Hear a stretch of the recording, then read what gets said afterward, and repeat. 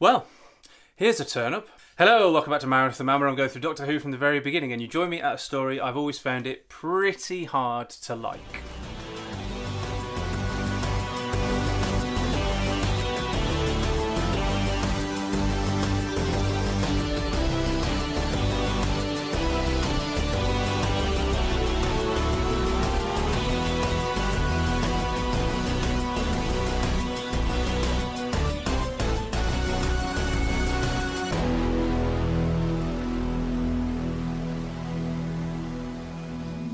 So, no two marathons are ever the same. I've done enough of them to know that, but that doesn't stop certain stories from looming at you from the distance.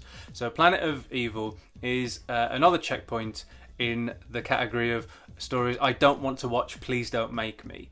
And when I go through stories that I'm not particularly fond of, so like recently, The Monster of Peladon and Revenge of the Cybermen, like, once they're done, I sort of can feel Planet of Evil just in my peripheral vision about to strike.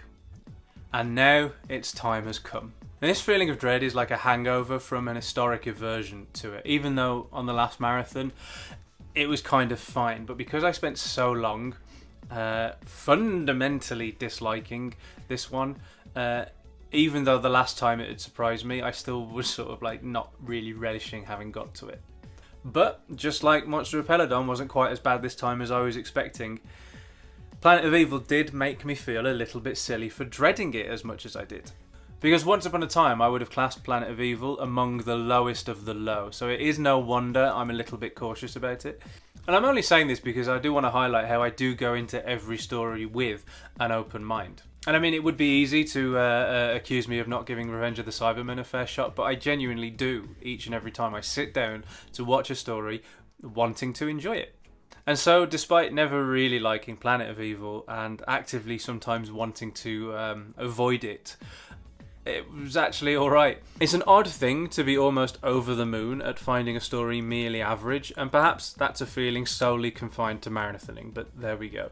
More often than not, an average edition of Doctor Who comes with an ambivalence laced with a tiny, barely detectable disappointment. But when applied to that context of knowing you don't enjoy a story, knowing it's next, and knowing you have to sit through it, and then sitting down to do just that, well, it's very nearly the same feeling as sitting down to put on a story which you know you like, except with the addition of a pleasant surprise.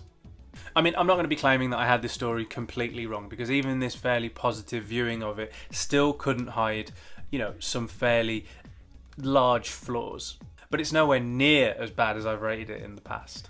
Now, one of those large flaws, I think, are the performances. They leave quite a lot to be desired, and as the performances of a story are the thing that is by definition the most noticeable, obviously, it's no wonder that historically I've had trouble. Salamar is the one which leaps instantly to mind. Now, even though he wasn't quite as bad as I remember him being, he is still the weak link here.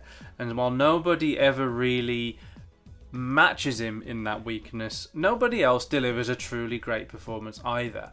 And it seems that one of the traps a lot of people fall into with Doctor Who is simplistic choices made when finding themselves dressed in space uniforms. Lots of space uniforms and shouting seem to be the way many approached a guest role on Doctor Who, and it does begin to get tiresome. Usually there is at least one guest star who takes a different, more interesting tack, and that can go a long way in saving a story when it comes to the performance side of it. Not here, unfortunately, which I think is a prime example of shouting in space uniforms rather than crafting truly well-drawn characters. Sorensen is easily the best of the bunch, but then I think he would be because he has more to do and is played by Frederick Jaeger. Now, while that is the case, and Frederick Jaeger has proven himself more than capable of giving a star guest turn in the past, as Jano in The Savages, he was exemplary. But here, rather than sort of like providing an actually truly memorable guest turn, he just emerges as the best guest star. Like big fish in a small pond kind of vibe. What then does this suggest of everyone else? Well, rather than implying it, I think I'll just say it, and I don't think any of them are good enough. Ewan Solon isn't bad, but he still doesn't really get out of autopilot, which is a shame. And the thing is, by saying that Sorensen is given more to do than the other supporting characters, I'm not then saying that the others don't get anything to do. They do. There's enough there for everyone else to do more with their characters. They just don't seem to. Salamar is unfortunate nearly every time he opens his mouth, and lamentably has the irritating quality of having rather a lot of lines. And that does indeed grate a little bit, and given that it naturally turns my attention onto those he's shouting against, and it is shouting, I think, rather than acting, I in turn discover that they're not actually firing on all cylinders either. Put simply, those I turn to in the hope of giving me something while Salamar is in danger of stinking up the place don't exactly do enough to compensate. Luckily, Tom and Liz are brilliant, and it's almost not worth pointing this out at this point. We can just take that as read. Without Harry, who I do miss, the dynamic does feel slightly different. Elisabeth Sladen is still playing the Doctor and Sarah, regardless of which incarnation the Doctor is. They make a great duo, and it's through Liz's performance of treating Baker as the same man as Pertwee that it registers only, quite belatedly actually, towards the end of watching this story for me, that we haven't actually seen these two as a TARDIS team by themselves before. This is what I mean about her. She makes it feel like it did when they met Lynx, or went up against the Golden Ages, or travelled to Exelon and Peladon and Metabilis 3.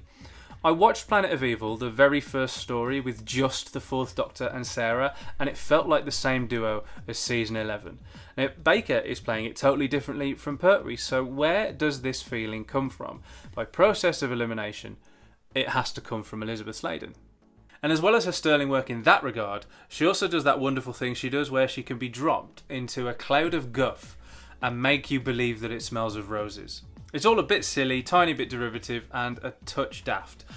But she really makes you believe that Sarah's life is in danger and is bloody terrified about it. I feel like I've neglected Sarah a little bit of late, but having such little time with Harry and having him impress me as much as he did, I felt like it was a good idea to focus on him in the little time that he was still around. But now that he's gone, I mean, I am going to be turning my attention back to Elisabeth Sladen, of course I am, but don't think for a second that means I haven't been noticing what great work she's been doing up until now. She's been such a welcome presence, and she's done this amazing thing of managing to be like an anchor, but without weighing everything down. I still don't think she's quite as endearing a character as Jo just yet, so she hasn't overtaken her in my top 10 companions yet. But, I'd say she's quite close now. Opposite her, Tom Baker is increasingly growing into the mammoth part and has been slowly discovering that his own unique performances are what is making his take on the character work. As a result, we're seeing more of those as he grows in confidence. Now, this becomes a self-fulfilling prophecy because it was these choices which always made him seem at his most confident. Therefore, we are gradually getting the full force of his Doctor. The muttering about it being daylight using Shakespeare before throwing out "That is the question" is some good stuff for him to play with on the page, but would be worthless unless he made something of it. But he actually very much does. He uses it to perfection. His slow build-up in the role has resulted in a kind of almost wonderfully casual attitude towards it. And that's having a brilliant effect of feeding into that self-fulfilling prophecy. It results in a swaggering confidence. Throwing away that the Doctor has also met Shakespeare is a nicely, subtly different take on Pertwee's penchant for name-dropping, and his smiles at being taken prisoner, things that have cropped up before, but they're one of the largest aspects of his performance which differentiates him from the three people that played the Doctor before him. Greeting everything initially with seeming benevolence is a very nice touch. It's a disarming tactic which works in story, but it also helps, charm him to the audience. Perhaps my receivers are better than yours. Shut up! My manners certainly are. If he meets everyone with a smile, then mentioning manners while being held at gunpoint only serves to highlight how much stock he puts in manners and civility. And that's something that I really, really like. After all, he will come to be distinctly crabby and impolite at times, and this only sort of heightens a mystery around him. When we remember his beaming grin at meeting people, then it might suggest that his ill-tempered outbursts and less than friendly sulks might just be born out of, a sadness that the universe isn't actually as friendly and as inviting as he'd hope. And obviously this is only a personal reading, but it's one that I very, very much like, and so obviously I subscribe to it. And it is also it's not to say that I therefore think, because obviously I do think that the Doctor being crabby and short with people is therefore interesting. That wasn't the problem I had when the Third Doctor was doing it. The problem I had when the Third Doctor was doing it was that I don't think Pertwee sold it particularly well. Tom, on the other hand, excels at it almost. And whatever the truth behind it, this feels like a new Doctor for sure. And this is what I've wanted to see since he took on the role. No more baby steps. Here he is. He does indeed then turn on a sixpence when the guard falls into the antimatter universe, showing just how unpredictable he can be as he all of a sudden loses that disarming quality to adopt a very palpable sense of authority and danger. I think this is another reason why I got so much more out of Planet of Evil this time. I still might not find the story itself like an absolute perler, but having this be the one which gives me the Fourth Doctor that I've wanted since Tom Baker took on the role, obviously I'm more engaged with it than ever. Not that I think that's the only reason either, by the way. I may never have liked this story before, but there were times on this viewing that had me thinking that maybe I was wrong. The first part definitely takes its time, but this time I had the feeling that it was more deliberate and methodical rather than just being unfortunately dreary. Received Wisdom will also say that it's after this episode where the story starts to fall apart, except I didn't actually truly find that to be the case either. Like, for example, the cliffhanger to episode 2 I think is fantastic. The unexpected fall makes up for the rather unfortunate creature.